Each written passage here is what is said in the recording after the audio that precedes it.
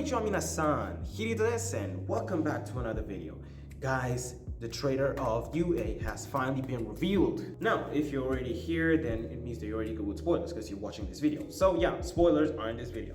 Now, two chapters ago, we thought that the traitor was actually Hagakure-san, the invisible girl. And that's the thing. Since the beginning of when they actually talked about like a traitor in UA, we thought it was Hagakure-san because, you know, she doesn't have much of a backstory, invisible and all that stuff. And I love what Kohei-san did. I love the fact that he actually kind of teased us in a way with that by adding her at the end of the chapter. And, you know, kind of making us go like, oh, she's the one, but she wasn't the one. He just added her there, and she was actually the one who found out who the traitor was. And the traitor is Aoyama. Yep. Aoyama is the traitor. And here's the thing. Now, when one says traitor, we were thinking, like, who could it be that has such great acting skills, that is blending in with the students in the class 1A and all that shit? You know, he must have like some Kanjuro type of accent, you know? Who could it be? He must be so evil and all that stuff. Nah, fam, Aoyama is not evil. Yes, his acting was good, like he acted out well with everyone, but like, he is forced to do this by All For One because All For One has him and his family in his clutches. So I can understand why he's going through this and why he's doing this. So I sympathize with him, even though he's one of the main reasons why the 1A students have been attacked all around the place, right? Like with the camp, when they went to the training camp with like the pussycats and whatever. Yeah, he was the one that caused that. He was the one that told the villains, yo, we're here, right? So I can understand that he's at fault, but at the same time, bro, you know, it's family. Seriously. I understand. I'm sorry. I understand. He's not evil. He's not bad. And I sympathize with him, right? He's not at fault. He's still a good guy. And he has been trying so many times to get away from All For One, to get out of this. He mentioned it in this chapter that the first time, like when they captured All For One, after All Might beat his ass, he was kind of happy because he thought he could finally get away from all this, but apparently he couldn't. He didn't get away. Him and his family could not get away from All For One.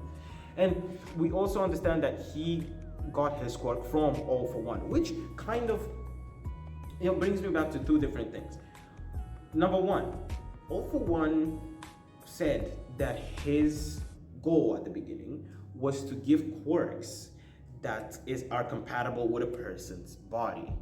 You know, it's basically about compatibility, because there are quirks that people are born with that they can't use properly because they're not compatible with them, right? So my question is, why did he give Aoyama a quirk that is not compatible with his body? Of course, right now, Aoyama has trained a lot, which is why he can use his quirk even better. We've seen in Heroes Rising that he went past his limit. Yeah. And so my question is, if you want an asset, why would you give the person a quirk that is not compatible with his body? It doesn't really make sense. You understand? Especially since that was All For One's main goal at the beginning of time. You know, he said he wanted people to have quirks that are compatible with their bodies. Second thing that I wanted to talk about is in season 4, there was a particular episode or two where Aoyama was following Deku around. And, you know, it was creepy at the beginning. Even Deku saw it, that's being creepy. But we realized, you know, afterwards Aoyama spoke to Deku and was like, oh, I know about your quirk. It's not compatible with your body. Well, I am the same. Now, he said that you and I are the same. I have a quirk that is not compatible with my body. Now, I feel like that particular point was foreshadowing what's going on right now in the manga, with, you know, revealing Aoyama as the 1A traitor. Because to be perfectly honest, besides Deku, you know, besides Midoriya, there's literally no other student that has a quirk that is not compatible with their body on such a level. Really. Some people might say Uraraka, but Uraraka has a lot of compatibility, even though her limit is just that, you know, she gets nauseous, you know. That's everyone has this type of limit that, you know, that works against them, you know.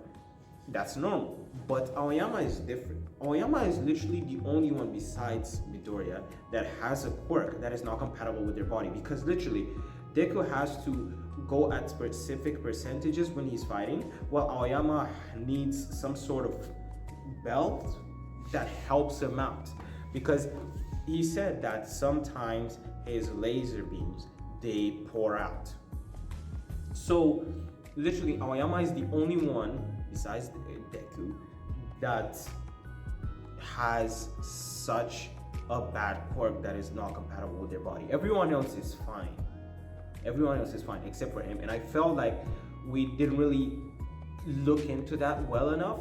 We just kind of like, I know I was among them. I was like, oh, okay, yeah, your quirk is not compatible because you're weak. I know a lot of us thought the same thing, but we didn't actually look into it as actually being strange. Because here's another thing. If your quirk is not that compatible with your body, how did you get into UA? Like, I know there was a written test and everything, but how did he get into UA? That's another thing that I wanted to talk about, because normally all the other people that got into UA, they actually did something. They had either had a good quirk that they could use, a quirk that was compatible with their body, and they had brains, for the written test and all that. But Aoyama not having his quirk not being compatible with his body, that was something that we didn't look into. We didn't really pay any attention, because here's another thing. Aoyama is a character that nobody really pays attention to. People pay more attention to freaking what's his name, the little dude that had the short Mineta, right? People pay more attention to Mineta than they pay attention to Aoyama, and that's another thing. We didn't really care. We didn't really look into it, which is why right now we're super shocked to see that Aoyama is actually the traitor, because nothing special has ever happened with Aoyama except that particular episode. That particular episode where he spoke to Deku about him having a quirk that is not compatible with his body. That is literally the only time that people actually paid attention to Aoyama. Really, no one really did pay attention. So I feel like we could have seen this coming in a way if we actually paid attention to him. But that's another thing that Kohei Horikoshi did. He did a really good job with like keeping our minds away from Aoyama, which brought out this huge surprise and shock that Aoyama is a traitor. And he did a really great job with that. Same thing with how Oda did with Kanjuro, right? No one knew, like nobody even thought about, a traitor, especially among the Akazaya 9, and especially Kanjuro that's been with them since Dressrosa. Was it? Yeah, Dressrosa. Kanjuro that's been with them since Dressrosa, Dressrosa. Then there was what's the other arc? The arc after Dressrosa. It was the Zou arc, right? Of course, he wasn't there on the Whole Cake Island arc, but you have Dressrosa, you have Zou, you have the beginning of Wano, the first half of Wano, for crying out loud. And out of nowhere, boom, he is the traitor.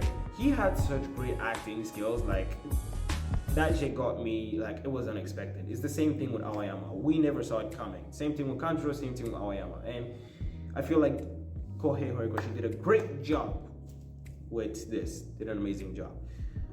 Well, that's been all for now.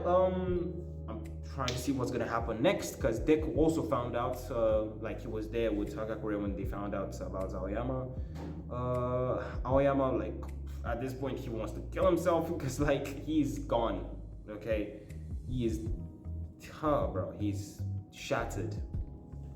Truly, I don't know how he was able to go so long, smiling all the time and having fun with his friends and all that. I don't know how he was able to go so long without breaking in front of everyone.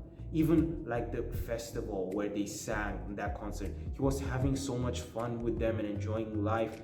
How is it possible for someone to have so many amazing friends and such an amazing time with them, and have such a happy expression all the time on his face, and have such a backstory, have such trauma.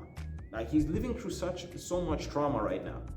On one side, he's with his friends having fun, but on the other side, he's letting them down. He's leading them to all for one, like basically leading them to their doom. And for a person to still live with all that and still show such joy when he's with them, bro. Aoyama is an amazing character, and I'm seeing him in a whole new light right now. He's amazing. Truly, Aoyama is an amazing character. Well, guys, yeah, shocking. Well, I hope you guys enjoyed the video. I hope you guys got some useful information out of all this. Yeah, I've been Hirito, and I shall see you all in the next video. Johnny.